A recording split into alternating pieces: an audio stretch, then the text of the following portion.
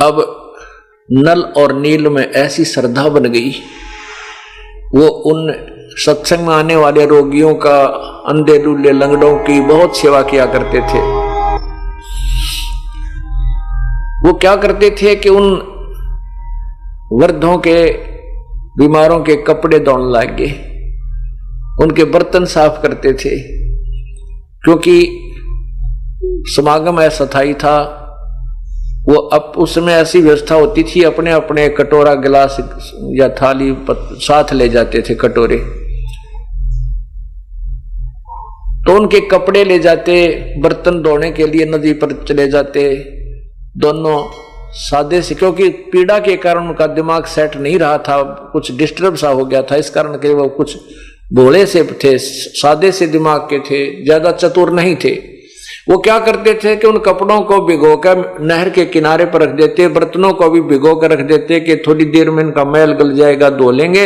इतने में बैठकर जो सत्संग में सुनी हुई चर्चा, गुरुदेव के उपदेश को सुनकर एक दूसरे से चर्चा करते थे दोनों भाई, और अपने दुखों को याद करते थे। देख भाई, हम तो के सुना करते थे कि रोग कटे को नहीं, साधना करने से कोई दुख दूर नहीं होगा, और देखो भगवान आए हैं, लोग समझते नहीं। इस तरह की बातों में वो लीन हो जाते थे। उधर से पानी की लहरों में कोई किसी का कोई कुर्ता बह कपड़ा बह गया, कोई पजामा, किसी का कुर्ता, कोई कटोरा, किसी का गिलास, उनको ध्यान नहीं होता था। वो जो भी वो कपड़े सामान वो ले गए थे, शेष बचा हुआ धो धा के वापस आ जाते। अब वो वहां रख देते, ले भाई अपने अपने छांट लो। अब किसी का गिलास नहीं, किसी की थाली को ना, किसी की किसी का धोती नहीं है, तो किसी का कुर्ता नहीं, किसी का कच्छा नहीं। तो वो कहने लगे भाई नल नील हमारी ये वस्तु नहीं। वो कहने लगे भाई हम तो इतनी लेकर गए थे, सारी धो लाए। तो दूसरे जो और सेवक जाते थे वो बताते थे भाई ये क्या करते हैं, ये तो बेका कपड़ा ना, भगवान पता नहीं क्या बतलाओ, हम बैठ के एक तरफ, और ये बह जाते होंगे पानी में, इनको ध्यान नहीं है।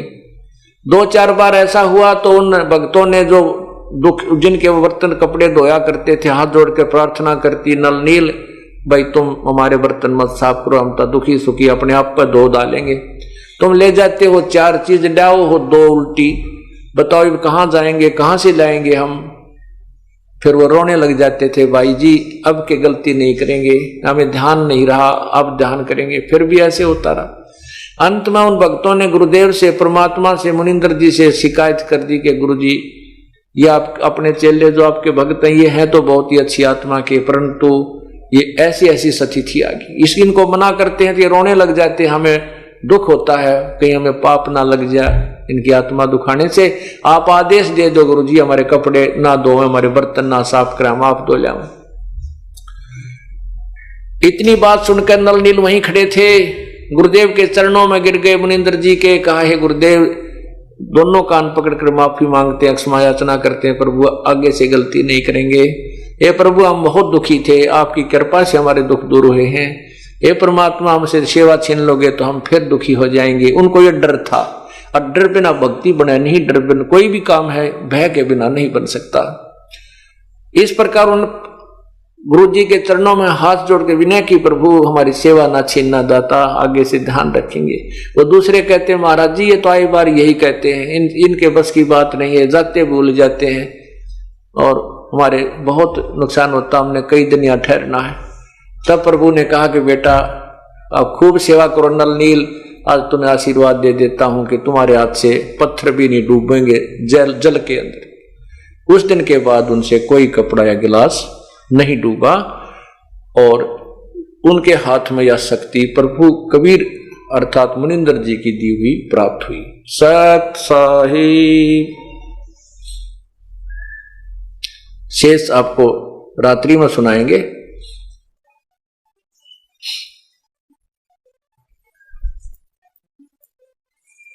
जैसा कि आपने सुबह के सत्संग में सुना था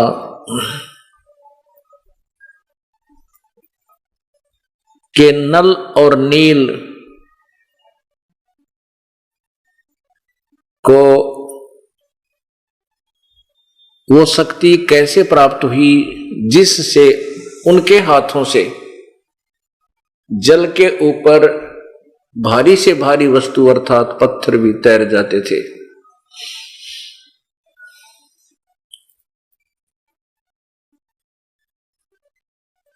परमेश्वर चारों युगों में आते हैं। उनका वास्तविक नाम कबीर देव है। कबीर देव, हम उसे कबीर साहब कहते हैं। कबीर साहब, कबीर साहब का अर्थ है, साहब माने भगवान, प्रभु, स्वामी, अल्लाह, खुदा, गॉड, नाम, रब, साहब। साहिब कहो, साहिब कहो, साहब कहो, ये शर्फ, ये केवल एक उच्चारण का अंतर होता है। ये साहिब राम खुदा, अल्लाह, गॉड, रब, राम, ये सब शक्ति बोधक शब्द हैं।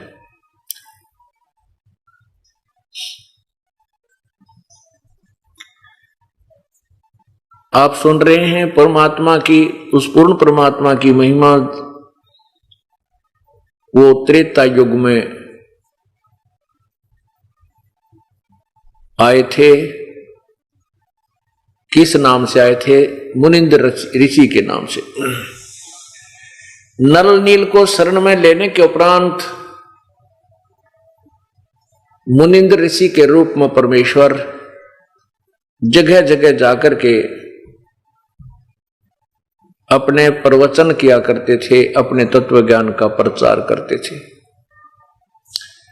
इसी क्रम के अनुसार एक दिन श्रीलंका, जहां का राजा रावण था, उसमें परमेश्वर चले गए।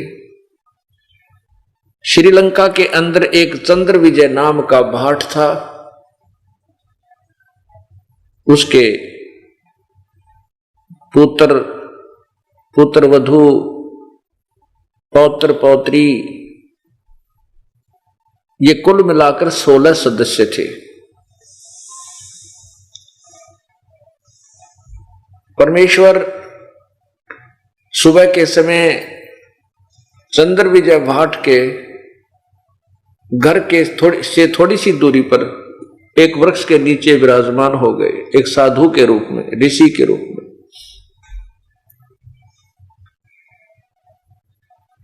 चंद्र विजय भाट सुबह सुबह फ्रेश होने के लिए गया था। जब वो आ रहा था, उसने देखा कि एक महापुरुष एक वृक्ष के नीचे विराजमान है। उन्होंने, चंद्र विजय ने मुनिंदर जी परमेश्वर के चरण छुए और प्रार्थना की कि हे ऋषिवर, आपके दास का ये मकान बिल्कुल साथ में है, एक बार चरण रखिए, हमारे घर को अपने श्री कमलों से, श्री चरण कमलों से पवित्र कीजिए। परमात्मा तो गए इसी उद्देश्य से थे। उन्होंने कहा, अच्छा भाई, कहाँ है तेरा मकान? कि ये साथ वाला ही है। परमात्मा ने वहां प्रवेश किया। 2, 3, 4 दिन तक वहां रहे, अपने तत्व ज्ञान का प्रचार किया। श्रीलंका का राजा रावण था।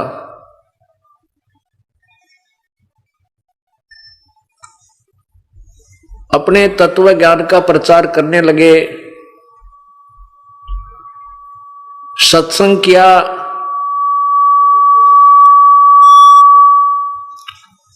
चंद्र विजय ने बहुत ध्यानपूर्वक परमात्मा की वाणी को सुना। श्रीलंका का राजा रावण भगवान शिव का उपासक था। तमोगुण भगवान श्री शिव का उपासक रावण था, जिस कारण से पूरी नगरी भी भगवान शिव की ही उपासक थी। इसीलिए चंद्र विजय को तत्व ज्ञान एक बार तो गले नहीं उतरा, बार बार, बहुत बार प्रश्न किए। परमात्मा ने प्रमाणों सहित वो ज्ञान दिया।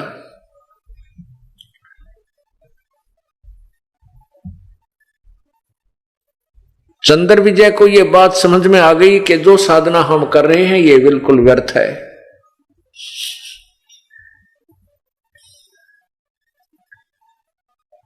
तत्व ज्ञान को समझकर चंद्र विजय ने उपदेश ग्रहण किया।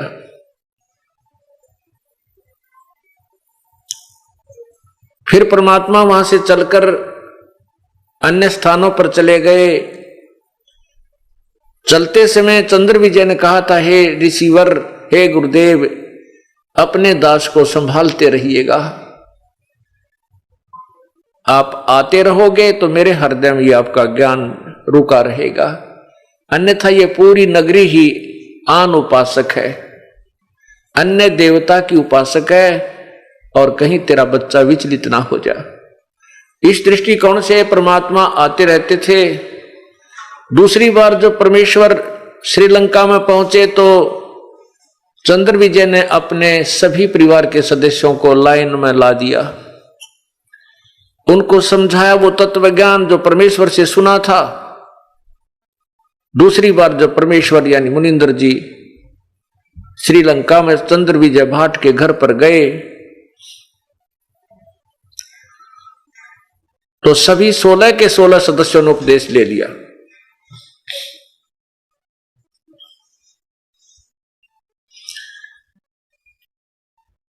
अब चंद्र विजय भाट जो है राजा रावण के घर में, राजा रावण के दरबार में जाता था, और भाट लोग राजाओं की महिमा के चुटकुले सुनाया करते थे, उनके भजन बना करके गाया करते थे, जिससे राजा लोग प्रसन्न होकर के उन्हें कुछ मेहनताना दिया करते थे।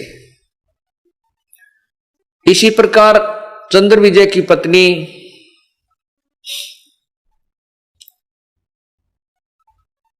मंदोदरी रानी के पास जाती थी, उसको ऐसे ही अच्छे बुरे चुटकुले सुना करके हंसाया करती थी, प्रसन्न किया करती थी, और जिस कारण से उसको भी कुछ मेहनताना मिल जाता था। अब परमात्मा दूसरी बार फिर चंद्र विजय के घर लगभग 1 हफ्ता रुके। सभी सदस्यों ने और चंद्र विजय की रानी करमवती ने भी, चंद्र विजय की पत्नी करमवती ने भी बहुत ही ध्यानपूर्वक तत्व ज्ञान को समझा, सृष्टि रचना को घोट लिया। अब पहले तो मंदोदरी के पास जाकर के वो करमवती ऐसे बेहुदे श्लोक सुनाया करती थी, अच्छे बुंडे चुटकुले सुनाया करती थी, रानी को हंसाया करती थी। अब वो करमवती मंदोदरी को ये अमृत ज्ञान सुनाने लगी, सृष्टि रचना सुनाने लगी, परमात्मा के द्वारा बोली वो अमृत वाणी सुनाने लगी, जो आत्मा का आहार है, आत्मा को जो खींचती है, जो परमात्मा की वाणी है, बोली है। कुछ दिनों के बाद मंदोदरी रानी को बड़ा इंटरेस्ट आने लगा, और वो कहने लगी, हे करमवती, ऐसा निर्मल ज्ञान, ये ऐसी बढ़िया बातें तेरे अंदर कहां से भर गई? तू तो निरा गंध भरे फिरे थी, शुभ बोलना तो तेरे को जो है ना कभी गंवारा नहीं हुआ, और ये अमृत ज्ञान तुझे कहां से प्राप्त हुआ? करमवती ने कहा कि हे रानी, हमारे भगवान आते हैं, हमारे गुरुदेव आते हैं, उन्होंने हमारे को ये अमृत ज्ञान सुनाया है, और वो पूर्ण परमात्मा है, सारी सृष्टि के रचनहार है। पूरी कहानी सुनाई कि 3 गुणों की भक्ति में ये भूल रहा संसार, कह कबीर निज नाम बिना भाई कैसे उतरे पार। अब मंदोदरी ने कहा कि करमवती, अब के तेरे गुरुदेव आवे तो मेरे पास बुला कर लाना। अब मंदोदरी रानी और करमवती एक नौकरानी। अब नौकरानी ये नहीं कह सकती कि मैं बुलाकर नहीं ला सकती अपने गुरुदेव को। सत्संगियों यानी उपदेशी का बोलना भी विधिवत होता है, उसका बैठना भी शिष्टाचार से होता है, चलना फिरना भी उसका एक शिष्टाचार से होता है। ज्ञान को सुनकर के करमवती ने कहा कि आपकी आज्ञा सिरोधार्य है रानी, परंतु मेरी एक अर्ज है। कहते हैं संत को बुलाना नहीं चाहिए, संत के पास स्वयं जाना चाहिए। वैसे जो आप आज्ञा दोगी मुझे शिरोधार्य है और आपकी आज्ञा का पालन करूंगी, अपने गुरुदेव से मैं अर्ज कर दूंगी। हमने सुना है कि संत को बुलाना नहीं चाहिए, स्वयं उनके चरणों में जाना चाहिए। यदि मैं कह भी दूंगी कि हे गुरुदेव मेरी नौकरी का सवाल है, एक बार आप हमारी रानी के यहाँ चलिए, और वो आ भी जाएंगे। और यदि हृदय से नहीं आपको आशीर्वाद देंगे, वो ये मान सकते हैं कि रानी होकर के हमें बुला रही है, तो रानी यहां आना उनका आपके लिए लाभदायक नहीं होगा। मंदोदरी बहुत पुण्यात्मा थी, वो समझ गई तुरंत, उसने अभिमान नहीं किया। कहने लगी कि कर्मवती तू ठीक कह रही है, अब के तेरे गुरुदेवा में मुझे संदेशा भेज दिए, मुझे बता के जाना, मैं आपके गुरुदेव के दर्शन आपकी झोपड़ी पे आके करूंगी, आपके घर पे आके करूंगी। परमात्मा फिर पहुंच गए, क्योंकि अपने बाग को लगा करके माली संभालता रहता है, अपने बूटे को लगा करके संभालता रहता है। जैसे ये सत्संग हो रहा है, ये परमात्मा के बाग में ये बूटे दास ने लगाए हैं, तो ये सत्संग रूपी अमृत जल से सींचा जा रहा है। ये धीरे धीरे पेड़ हो जाएंगे और बहुत दृढ़ हो जाएंगे। वैसे तो हो चुके हैं, क्योंकि इतना भयंकर तूफान आया था ये 12 जुलाई 2006 को, लेकिन हमारा कोई भी पेड़ टस से मस नहीं हुआ। परमात्मा का बाग ज्यों का त्यों दृढ़ रहा। इसलिए सत्संग में बुला बुलाकर आपको सिंचाई की जाती है, आपको दृढ़ किया जाता है। सारी पृथ्वी एक तरफ होगी, एक दिन परमात्मा के बच्चे एक तरफ होंगे, इनको कोई टस से मस नहीं कर सकेगा, क्योंकि ये ज्ञान ऐसा है। इसी प्रकार मंदोदरी ने जब पता चला,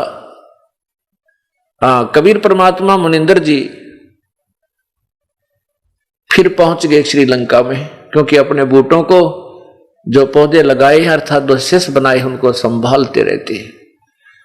उसी उद्देश्य से प्रभु आ गए, तो करमवती चंद्र विजय की पत्नी ने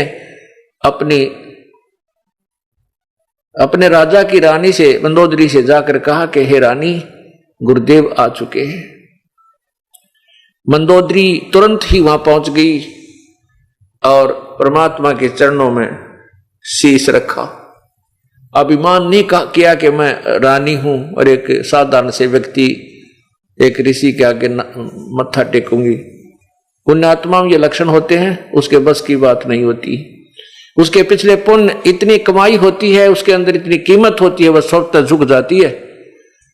जैसे भक्तिहीन प्राणी होते हैं जिनकी पूर्व जन्म की कोई भक्ति नहीं होती, या इस जन्म में भी उसने कोई ऐसी क्रिया नहीं प्राप्त हुई जिससे उसमें भक्ति धन प्राप्त हो, उसे भक्ति धन इकट्ठा हो, अर्थात उसकी कोई भक्ति बन रही हो, तो वो व्यक्ति आकड़ नहीं पाड़ा करे, वो झुकता नहीं, वो अभिमानी होता है। ऊंट की तरह ऊपर न गर्दन करके चलेगा, चौड़ी टांग धरेगा। ऐसा जब तक तो हो सकता है पुण्यात्मा को ज्ञान ना हो, तो अनजानपने में कोई भी ऐसे अभिमान कर सकता है, कोई भी इस प्रकार की क्रिया कर सकता है। जब ज्ञान हो जाता है फिर उस पुण्यात्मा में वो प्रक्रिया नहीं रहती, वो सीधा एक सभ्य व्यक्ति की तरह चलता है, सभ्य व्यक्ति की तरह व्यवहार करता है, और उसके अंदर एक इतना गुण आ जाता है कि वो परमात्मा के दरबार में झुके बिना नहीं रह सकता। ये उसकी जैसे सरसों होती है, जब तक सरसों की फली कच्ची होती है उसकी कीमत नहीं बनती, उसमें दाना नहीं बनता, तो ऊपर को खड़ी रहती है ऐसे।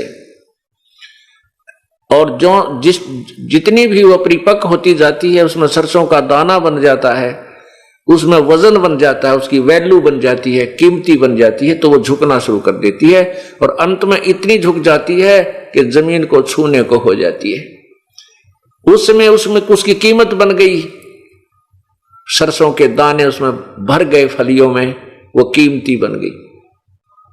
और जब तक वो कच्ची थी उसमें वह ना किसी कर्म की नहीं थी, ना उसका खल बने ना तेल बने, तब तक वो नो आकड़ पाड़ रही थी, ऊपर ने ऐसे खड़ी थी। जितनी कीमत होती चली गई उतनी ही वो झुकती चली गई। ठीक इसी प्रकार जो पुण्यात्मा पूर्व जन्म की कमाई से परिपक्व भरे हुए हैं, कुछ शेष रह गई थी वो उसमें पार ना हुए, अब सत्संग में आते हैं तो वो झुके बिना रह ही नहीं सकते। उनका स्वभाव, हम तो पत्थर के सामने प्रणाम किया करते थे, 2 ईंट लगा करके माता बना रखी होती जिस पर कुत्ते मुत्या करते, हम उस पर भी नमस्कार किया करते थे, क्योंकि हमारे अंदर वो गुण था, हमारे अंदर वो कीमत थी, भगवान का धन था, वो हमें झुकाए बिना छोड़ता नहीं था। और अब तो हमें रास्ता ही अकॉर्डिंग टू शास्त्र मिल गया। अब तो झुकन की बात छोड़, कोई नाट गर्दन मांगे तो भी सहर्ष स्वीकार दे देंगे परमात्मा, कभी ले लीजिए। पुण्यात्माओं के अंदर ये गुण होता है। मंदोदरी पूर्व जन्म की भक्ति से युक्त थी, इसलिए उसको उसी सौभाग्यवश उसको संत के दर्शन हुए, परमात्मा के दर्शन हुए, और जाते ही चरणों में मत्था टेक दिया। परमात्मा ने शीश पर हाथ रखा कि कहा, आओ महारानी, यहां दास के पास कैसे आना होगा, हो गया। मंदोदरी ने कहा, नहीं, मैं आपकी बच्ची हूं, मैं आपके बच्ची हूं, और हे प्रभु मैं आप का ज्ञान सुनना चाहती हूं। प्रभु ने 10-20 मिनट आध घंटा उसको सत्संग दिया। पुण्यात्मा थी, क्योंकि पहले वो कर्मवती से बहुत कुछ सुन चुकी थी, और फिर सामने परमात्मा बैठे। पुण्यात्मा चूकते नहीं, फिर तुरंत ग्रहण कर देते हैं। मंदोदरी ने उपदेश ले लिया। उपदेश लेने के बाद वो फिर जो ज्ञान परमात्मा से सुना था, कर्मवती से सुना था, परमात्मा द्वारा बताया हुआ, उसको स्वयं भी ग्रहण कर लिया। इस तत्व ज्ञान के अंदर एक और खासियत है कि जिसमें प्राणी स्वयं इस ज्ञान से पूर्ण परिचित हो जाता है, फिर उसके अंदर एक ऐसी प्रेरणा बनती है कि भाई को भी बता दूं, बहन को भी बता दूं, रिश्तेदार को भी बता दूं, कोई मिला दोस्त मित्र उसको भी सुना दूं, सहेली को भी सुना दूं, इसका भी कल्याण हो जाए। इसी दृष्टिकोण से मंदोदरी ने अपने देवर विभीषण से ये तत्व ज्ञान सुनाया। विभीषण ने कहा कि मंदोदरी, आप तो डांडी मारगी, आप अकेली नाम ले आई, मुझे क्यों नहीं बताया आपने, मैं भी परमात्मा के दर्शन करता और उपदेश ले लेता। मंदोदरी ने कहा कि फिर कभी प्रभु आएंगे तो मैं अवश्य आपको बताऊंगी। परमात्मा ने फिर जाना ही था। जाते ही विभीषण ने कोई आनाकानी नहीं करी और चरणों में शीश रख दिया, परमेश्वर के उपदेश ले लिया। अब कुछ दिनों के उपरांत मंदोदरी के मन में आया कि मेरे पति रावण भी यदि परमात्मा की शरण में आ जाए तो इनका कल्याण हो जाएगा। अब प्रभु ने जो ज्ञान दिया था मंदोदरी रावण को बताने लगी। रावण बहुत नाराज हो गया, कहने लगा तू बहकाली किसी ने, और भगवान शिव से ऊपर कोई शक्ति नहीं है। मैंने भगवान शिव की भक्ति की और अपने यहां से धड़ काट के उसके ऊपर चढ़ा दिए, उसको समर्पण कर दिए।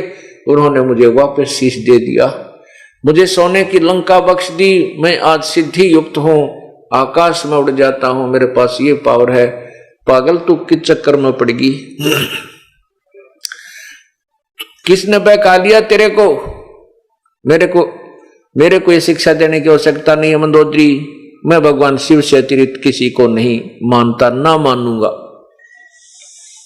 अब यहां परमात्मा उदाहरण देते हैं कि एक कोयल पक्षी होता है, कोयल, और कोयल जो मादा है वो अलग से घोंसला बना करके अंडे नहीं देती, बच्चे नहीं उत्पन्न करती, क्योंकि कौवे जो होते हैं वो कौवे और कौवी उस कोयल के अंडों को खा जाते हैं, वो उनको सफल नहीं होने देते, उनमें से बच्चे उत्पन्न नहीं होने देते। तो कोयल क्या फार्मूला अपनाती है? मादा कोयल जब अंडे दे देती है किसी घोंसले में, और जिस समय वो कहीं चुगने जाती है मादा कौवी, तो पीछे से वो मादा कोयल उस कौवे वाले घोंसले में जहां पहले 2 अंडे दे रखे होते हैं, अपने अंडे उस समय उत्पन्न कर जाती है। अब वो कौवी आती है, वो देखती है 4 अंडे हैं, वो पहचान नहीं पाती मेरे कौन से हैं, दूसरे के कौन से। इस दृष्टिकोण से वो चारों को ही से देती है, चारों को ही वो सफल कर लेती है, उसमें से बच्चे निकल जाते हैं। जब वो बच्चे बनते हैं तो एक जैसा कलर होता है, एक जैसी उनकी क्रिया होती है, उनमें कोई पहचान नहीं कर सकता ये कौन सा कौवे का है, कौन सा कोयल का। अब कोयल देखती रहती है, दूर बैठकर वृक्ष की टहनी पर देखती रहती है कि मेरे बच्चे उड़ने लग गए कि नहीं, और पहचान कोयल को भी नहीं होती कि मेरे कौन से हर कौवे के कौन से। और पहचान हो जाए तो वो उनको ले नहीं सकती, क्योंकि वो उस कौवे के साथ घुल मिल चुके हैं। तो क्या फार्मूला अपनाती है? दूर पेड़ पर बैठकर वो कुहू कुहू की आवाज लगाती है। जो कोयल के बच्चे होते हैं वो ऐसे देखते हैं वो, क्योंकि जब वो उड़ने लग जाते हैं देख लेती है कि दूर तक उड़कर चले जाते हैं, फिर वापस आ जाते हैं, उस समय वो कुहू कुहू की आवाज लगाती है दूर पेड़ पर बैठकर। अब वो कोयल वाले दोनों बच्चे ऐसे चारों तरफ नजर घुमाते हैं कि ये आवाज कहां से आई। फिर वो उड़कर उस आवाज की तरफ चल पड़ते हैं। उधर से कौवी देखती है कि तेरे बच्चे गए, वो उनके पीछे दौड़ती है, वो काफी दूर वो कोयल फिर उड़कर आगे चली जाती है, कुहू कुहू करने लग जाती है। कोयल के बच्चे फिर आगे उड़ जाते हैं, अपनी मां के बोली को की तरफ भाग लेते हैं, उड़ जाते।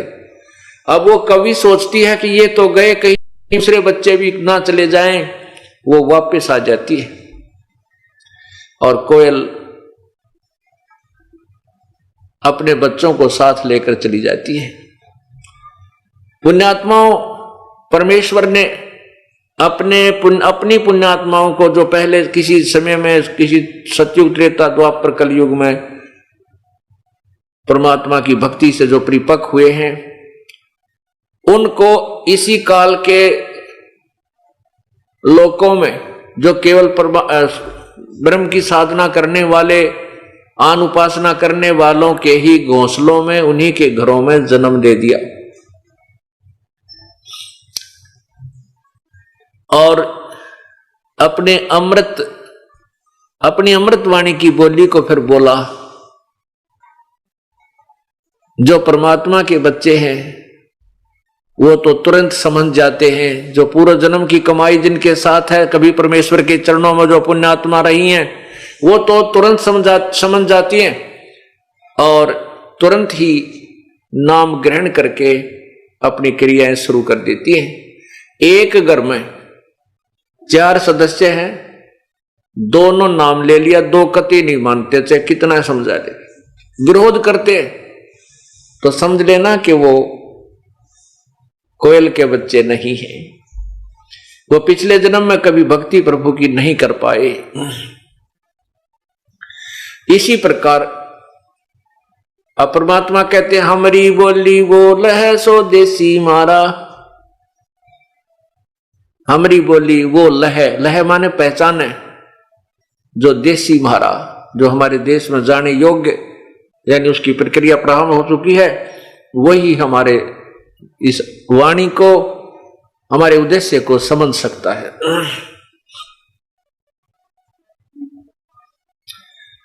अब रावण नहीं माना,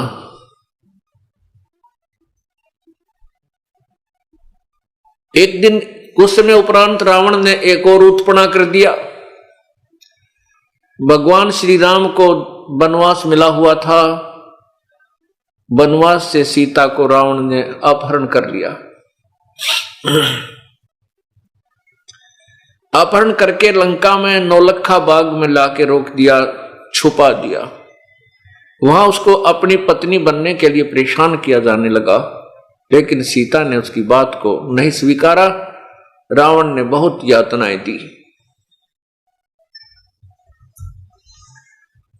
एक दिन परमात्मा फिर चले गए लंका के अंदर।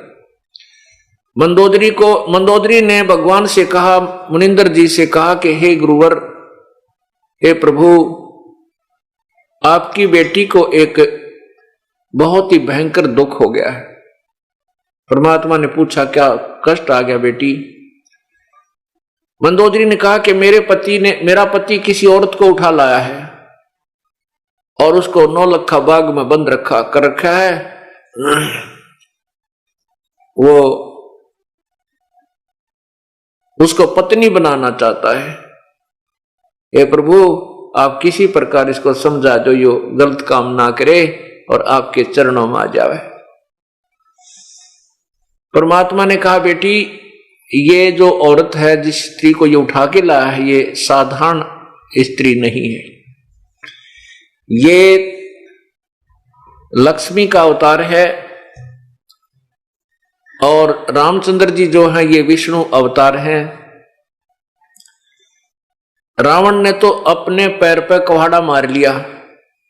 बेटी इसने कह दे कि तुरंत इसको वापस दे आवे। सीता को वापस देकर अपनी भूल को स्वीकार कर ले, क्षमा याचना कर ले। संत दयालु होते हैं, श्री राम बहुत दयालु हैं, वो माफ कर देंगे। मंदोदरी ने बहुत समझाया, लेकिन रावण नहीं माना। रावण कहने लगा, तू मुझे क्या डराती है? मैं 2 मस्करे जंगल में फिरते हैं, तू उनको भगवान कहती है। मैंने 33 करोड़ देवताओं को बांध कर अपनी कैद में डाल रखा है, और मेरे पुत्र मेघनाद ने देवताओं के राजा इंद्र के साथ युद्ध करके उसको पराजित करके उसकी पुत्री के साथ विवाह कर रखा है। एक कायर औरत तो मुझे क्या शिक्षा देती है? इन 2 जंगली लोगों से मुझे डराती है, इनको भगवान बताती है। मैं इस सीता को वापस नहीं दूंगा। मंदोदरी ने परमात्मा से कहा, हे परमेश्वर, मेरे पति देव को एक बार आप अपने मुख से समझा दो। यदि वो नहीं मानेगा तो फिर मैं विधवा भी हो जाऊंगी, मुझे दुख नहीं होगा। परमात्मा ने कहा, बेटी ठीक है, जाता हूं, बाकी इसकी बुद्धि विनाश काल होने से विपरीत हो चुकी है। अब परमात्मा मुनिंदर जी रावण के राज दरबार के सामने खड़े हो गए। पहरेदारों से कहा कि भाई मुझे राजा से मिलना है, मेरा संदेशा भिजवा दो। पहरेदार कहने लगे, ऋषि जी, हमसे नाराज मत होना, हमारे राजा का दरबार लगा हुआ है, कोई सीक्रेट मीटिंग चल रही है। इस समय अंदर का संदेशा बाहर तो आ सकता है, बाहर का संदेशा लेकर दूत अंदर नहीं जा सकता। परमात्मा वहां से अंतर्ध्यान हुए और रावण के दरबार में, जो रावण ऊंची स्टेज पर विराजमान था, उसके सामने जाके प्रकट हो गए। रावण ने देखा कि ये व्यक्ति कैसे आ गया, ये ऋषि कैसे आ गया इस राज दरबार में, इसी सीक्रेट मीटिंग चल रही थी, किसने आने दिया? उन पहरेदारों को बुलाओ और उनकी गर्दन को कलम कर दो। बड़ा क्रोधी था रावण, क्योंकि तमोगुण का उपासक था, भगवान शंकर का उपासक था। परमात्मा ने कहा कि रावण, आपके पहरेदारों ने मुझे मना कर दिया था, उन्होंने बाहर से लॉक लगा रखा है, अंदर आने का कोई रास्ता नहीं है। रावण ने पूछा, फिर आप कैसे आए? प्रभु ने कहा कि मैं ऐसे आया, अंतर्ध्यान हो गए, अदृश्य हो गए और फिर प्रकट हो गए, कि मैं वहां से अंतर्ध्यान हो गए, तेरे दरबार के अंदर प्रकट हो गया हूं, मैं ऐसे आ गया। अब रावण ने देखा कि तो कोई संत है, सिद्धि युक्त है, शक्ति है इसमें, कुछ थोड़ा सा नरम हुआ, बोला कि क्या काम आया है, बता मुझे। परमात्मा ने कहा कि रावण, जिस देवी को तू उठा लाया है ये आम स्त्री नहीं है, ये लक्ष्मी का अवतार है। श्री राम विष्णु रूप, जो श्री राम जी आए हुए हैं विष्णु ही समझो, और इस सीता को वापस देकर अपने जीवन की भीख मांग ले। रावण एकदम क्रोधित हो गया और ऊंची स्टेज से जंप लगाया, नीचे कूद गया, तलवार निकाल ली। बहुत तगड़ा योद्धा था। तलवार निकालकर गुस्से में जाकर के भगवान के यानी मुनिंदर जी की गर्दन को काटने के लिए ऐसे तलवार का वार किया, अटैक किया उस कृपाण पे। परमात्मा पहले एक झाड़ू की सीख हाथ में लिए हुए थे, झाड़ू की सीख, उस सीख को उसकी तलवार के सामने ऐसे कर दिया और रावण ने ऐसे क्रोधित होकर के 70 बार अंधाधुंध क्रोध में 70 बार ऐसे कटाए कट 70 बार किए, 70 बार अटैक किया, लेकिन उस सीख को निशान भी नहीं हुआ और रावण का पसीने आगे बाजू दुखने लगी। तो परमात्मा ने कहा, देख नालायक, इस निशान के, इस सीख के निशान भी नहीं है तेरी तलवार का, आंख खोल ले। अब रावण समझ गया कि तो भाई कोई अपरंपार शक्ति है, पर यह अभिमान बहुत बुरी चीज है, जीव को ठिकाना नहीं आने देता। वो वापस जाकर के अपने राज उस बैठ करके सिंहासन पर कहने लगा, ऋषि जी तू जा चाहे ना जा, मैं तेरी बात ने कति स्वीकार नहीं करूं। परमात्मा बोला, ना स्वीकार करे तो कुएं में पड़े। मैं यूं चला भाई, वापस आ गए। अब कहते हैं विनाश काले विप्रता बुद्धि, कोई अच्छा ज्ञान दे तो भी कड़वा लगता है, चाहे भगवान क्यों ना आ जा।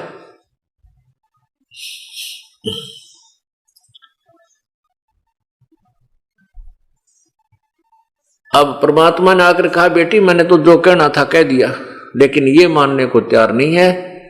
अब इसके बाद मैं भी इसको कोई सलाह राय नहीं दूंगा।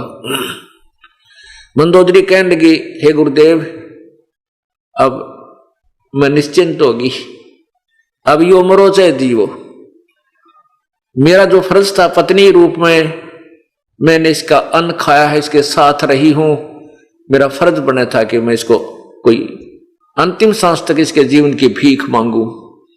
अब ये नहीं मानता है तो प्रभु यू मर जाएगा, मैंने कति मुझे दुख नहीं होगा।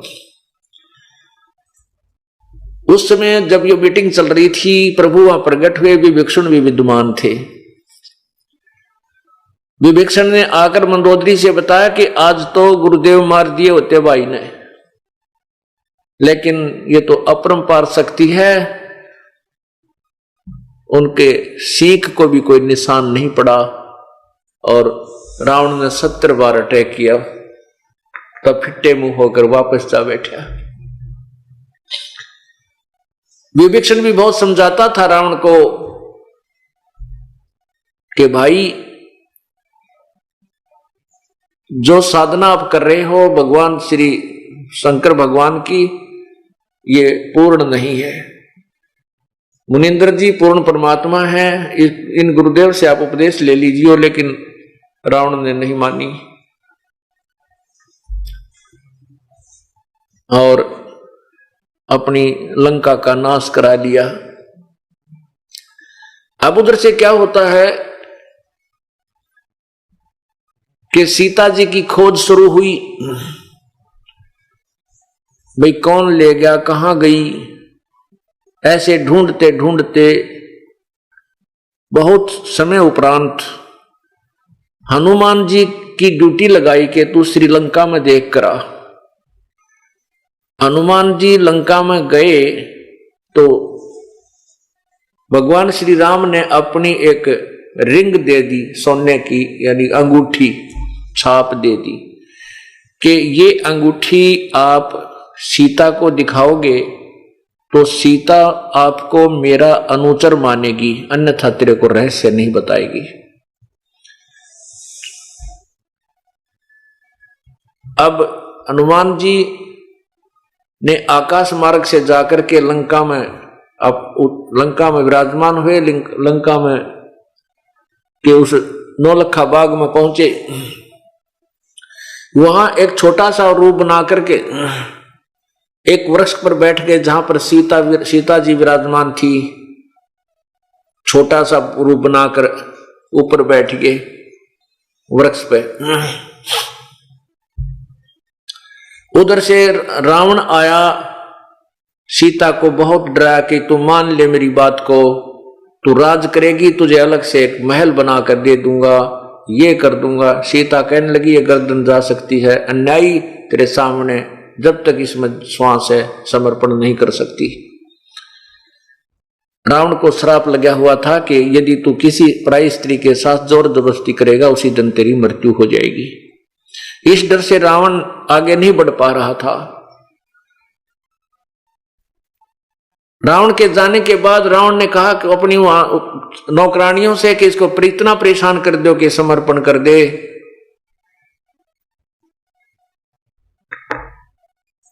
उसके बाद उन नौकरानियों ने भी सीता को बहुत तंग किया। हनुमान जी सब दृश्य देखते रहे।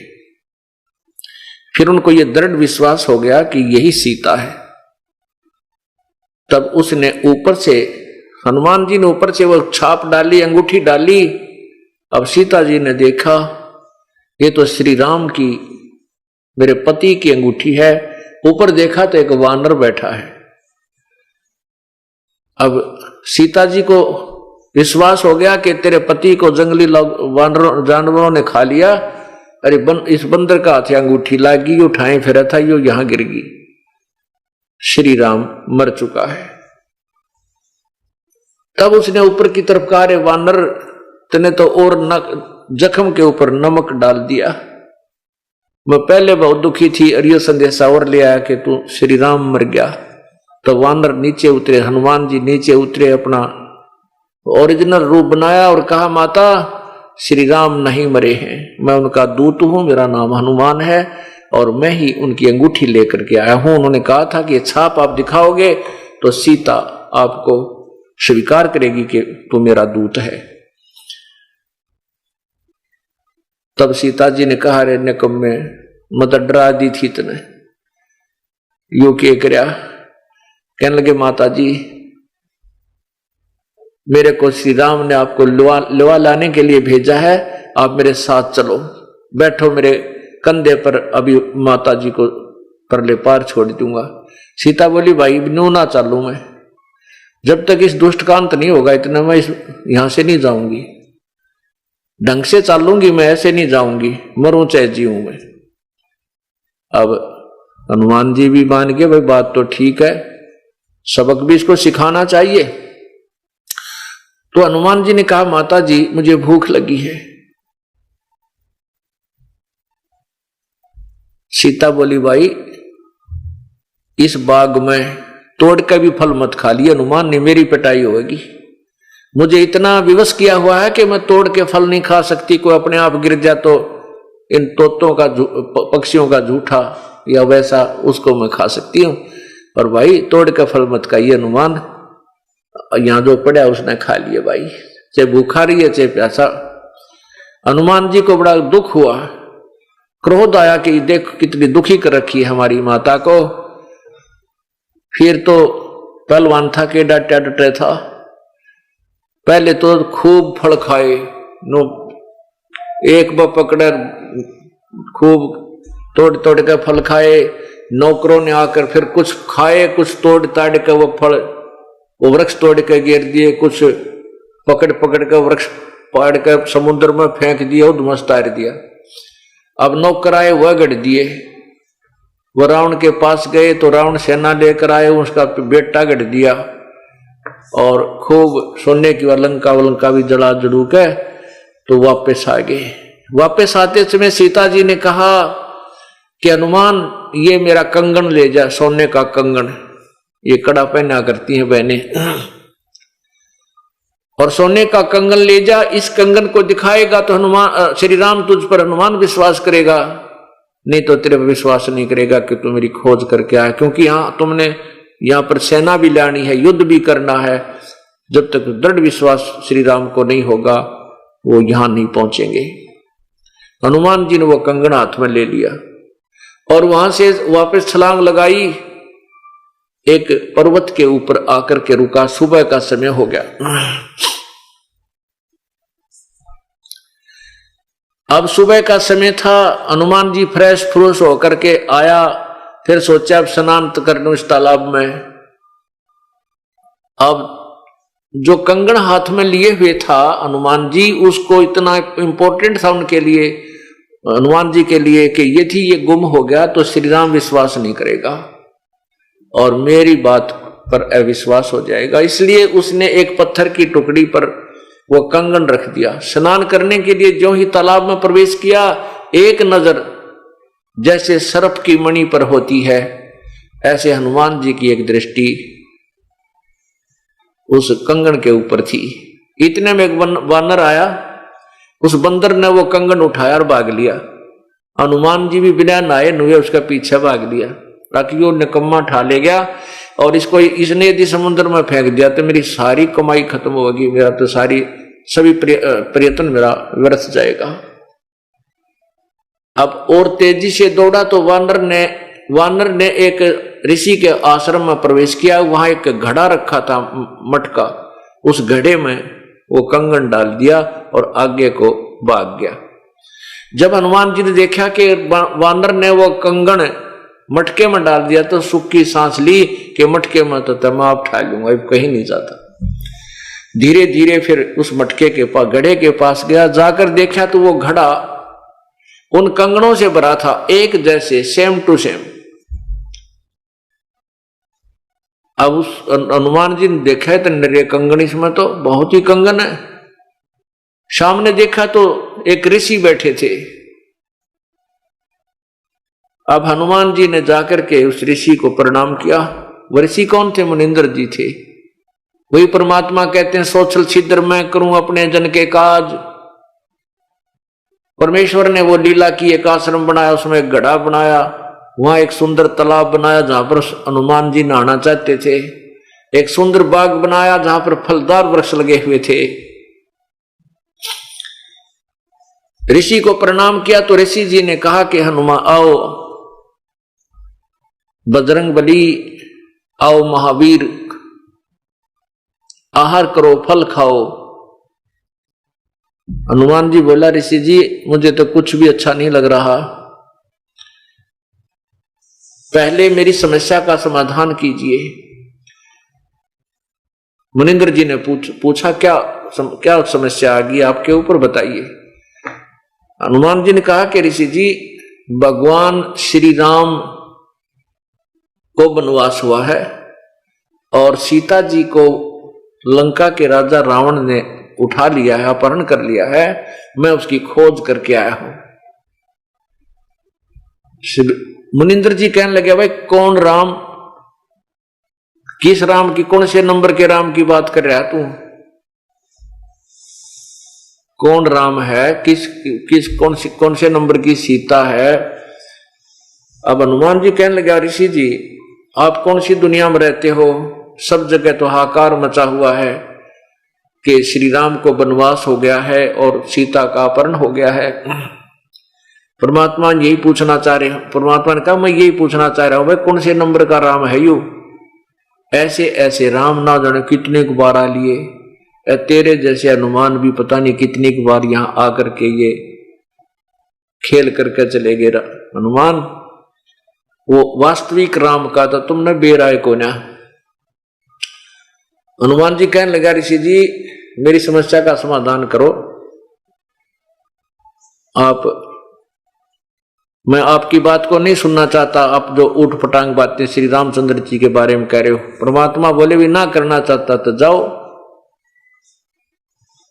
अब हनुमान जी कहने लगा, मैं जाऊं कैसे? मैं सीता जी की खोज करके आया हूं, माता जी ने कंगन मुझे दिया था, उस कंगन को वानर ने आपके मटके में डाल दिया। ऋषि जी बोले, फिर डाल दिया तो ले जा अपने ने। हनुमान जी कहने लगा, भगवान उसमें तो एक जैसे बहुत ही घने कंगन पड़े हैं, ये क्या माजरा है, ये क्या रहस्य है? मुनिंद्र जी कहने लगे यही रहस्य तो समझाऊं था तो सुनने तैयार को नहीं, आप सुनना नहीं चाहते, मैं यही बताना चाहता था कि युग के क्या क्या माजरा है, क्या रहस्य है। तब परमात्मा ने कहा भाई पूर्ण परमात्मा कोई और है, मैं उसी का संदेश वाहक बनकर आया हूं। जिसको तुम राम मानते हो ये नासवान है, और ऐसे ऐसे ना जाने 30 करोड़ राम आकर के चले गए, और ये जो मटका भरा है ना, मैं यहीं बैठा हूं भाई, एक लीला करनी थी मालिक ने। और तेरे जैसे हनुमान प्रत्येक बार जब भी ये त्रेता युग आता है ऐसे ही एक राम आता है और ऐसे ही एक हनुमान बनकर आता है, एक आत्मा। और ऐसे ही वो कंगन लेकर आता है और उस मटके में डाल जाता है, गिन के देख ले भाई। तो हनुमान जी ने कहा कि ऋषि जी यदि मैं आपकी बात को सत्य मानूं तो एक शंका और उत्पन्न होती है कि जो कंगन लेकर हनुमान आता होगा वो कंगन लेकर भी जाता होगा। परमात्मा ने कहा हाँ बिल्कुल ठीक बोला, इस मटके में मेरी कृपा से एक ऐसी शक्ति है कि इसमें जो भी वस्तु डाल दी जाती है वो उसका फोटो स्टेट बना देता है, एज इट इज एक और बना देता है, एक की दो बनाता है। ऋषि जी ने एक कटोरी उठा करके हनुमान जी के सामने उस मटके में डाल दी, एक की ऐसी कटोरी एक और बन के साथ में रखी गई। उठाकर देखा, देख है कोई पहचान इनमें तक नहीं। तो इसी प्रकार इसमें एक शक्ति है, एक कंगन ले जा कोई उठा करके और दिखा मिला लिए उस सीता जी के दूसरे कंगन में। हनुमान जी ने तब तो जल्दी गनी थी, वो कंगन उठा लिया जो सोचकर भी ऋषि जी कह रहे हैं और कोई चारा भी नहीं है, और उठाकर कंगन चल पड़ा बिना कुछ खाए पिए।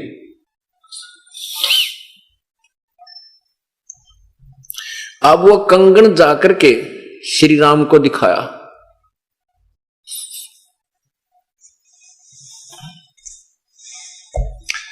उस कंगन को श्री राम को दिखाया तो श्री राम ने तुरंत पहचान लिया कि तो सीता जी का है। तब हनुमान जी ने सुख की सांस ली, हे भगवान कंगन तो ठीक कप आ गया। अब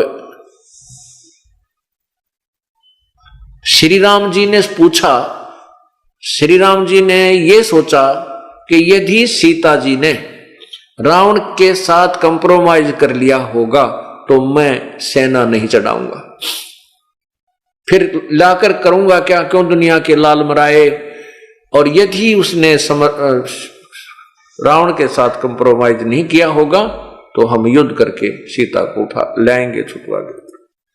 इस दृष्टिकोण से हनुमान जी से बाईपास बात करने लगा, हेरा फेरी सी करके पूछने लगे।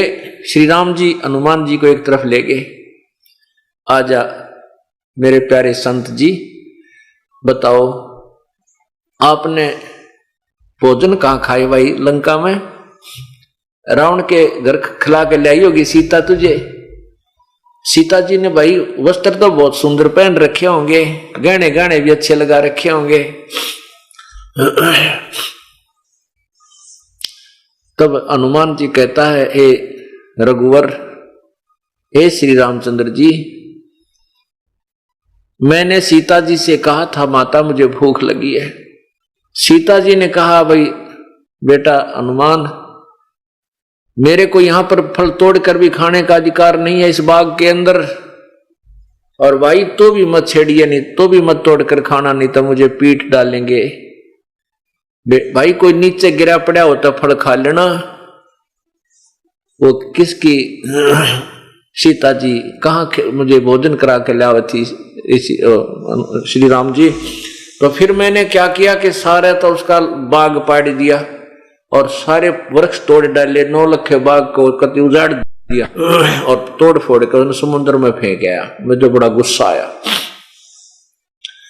अब श्री राम ने पूछा कि सीता रावण के पास जाती होगी। तब उसने सारी कहानी बताई कि मैं वृक्ष के ऊपर बैठ गया था श्री राम जी, और रावण आया था रावण ने बहुत बुरी भली कही, सारा कुछ लालच दिया, लेकिन सीता जी ने कहा कि ये शरीर श्री राम के लिए है, तेरे जैसे पशु के लिए नहीं है, और ये शीश जा सकता है, मैं समर्पण नहीं करूंगी। तब श्री राम ने हनुमान जी को सीने से लगाया कि वह मेरे प्यारे संत ने मेरा पेटा भर दिया, मुझे विश्वास दृढ़ कर दिया, अब सेना तैयार करो और समुद्र पर पुल बनाने की तैयारी करो। अब सबसे बड़ी समस्या ये आ गई कि समुद्र पर पुल कैसे बने। श्री रामचंद्र जी ने समुद्र में घुटनों पानी में खड़ा होकर के सागर से, समुद्र से याचना की कि हे समुद्र देव, मुझे रास्ता दे दे, मेरे ऊपर बहुत भयंकर आपत्ति आई हुई है, मेरी पत्नी को रावण ने उठा लिया है, उसको बहुत तंग कर रहा है और मुझे सेना पार करनी है, तू हट जा थोड़ा सा बीच तय। अब 3 दिन तक ये प्रार्थना करते रहे, ना खाया ना पिया, लेकिन समुद्र टस से मस नहीं हुआ। तब श्री राम ने कहा कि लक्ष्मण, ये लातों के भूत बातों से नहीं मानते, मेरा अग्नि बाण निकाल, इस समुद्र को जला देता हूं। लक्ष्मण जी ने श्री राम को वो अग्नि बाण दिया और जो ही उन्हें प्रत्यंचा पर चढ़ा कर हमारा चलाना चाहा, उसमें से लपटें निकलने लगी अग्नि की। तभी समुद्र देव वहां प्रकट हुए ब्राह्मण रूप में और कहा, श्री राम जी ऐसा काम करो, सर्प भी मर जावे, लाठी भी ना टूटे। तब श्री राम ने कहा, भी ऐसी कौन सी विधि है? समुद्र देव ने कहा कि आपकी सेना में नल और नील नाम के 2 सैनिक हैं। आपके सैनिक अर्थात आपके सहयोग माए हुए, क्योंकि उस समय ये सभी आसपास सब सिलसिला हो गया था कि ये हो रहा है, वो हो रहा है, काफी समय तक ढूंढ रहे थे। ढूंढते ढूंढते जो भी जिससे मिलता कि ऐसी आपत्ति आ गई है राजा दशरथ के पुत्र पर, पहले तो वनवास, ऊपर से सीता का अपहरण, तो प्रत्येक को हमदर्दी हो जाती है और साधु संत भक्तों में ज्यादा दया होती है। तो नल नील भी उनके गेले हो लिए और पहुंच गए वहीं पर लाठी ठाक है कि हम भी आपके साथ हैं। तो उस समय बहुत से लोग इकट्ठे हो गए थे, बहुत सी सुग्रीव की भी सेना थी, और यहां तक लिखा है कि भगवान शंकर के लोक से भी 18 करोड़ आत्माएं आकर के वहां पर किसी ने कोई रूप धारण कर लिया, किसी ने सैनिक का रूप धारण कर लिया, कोई लंगूर बंदर बन गया, बहुत घनी सेना हो गई थी। तो नल नील भी वहां पर थे।